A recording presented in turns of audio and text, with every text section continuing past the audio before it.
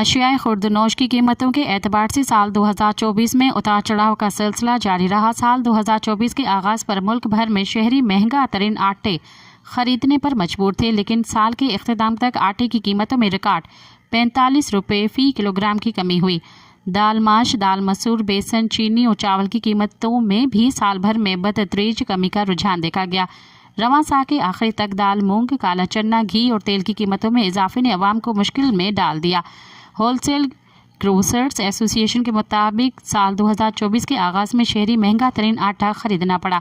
साल के आगाज़ में 2.5 नंबर आटा 128 रुपये फ़ी किलो, फाइन आटा 142 रुपये और चक्की का आटा 150 रुपये फ़ी किलोग्राम के बुलंद तरीन कीमतों में दस्तियाब था। मज़ीद ख़बरन ऐं तफ़सीलात लाइ विज़िट कयो असांजी वेबसाइट www.awamiNewsHD.com ऐं ॾिसंदा रहो अवामी न्यूज़ HD।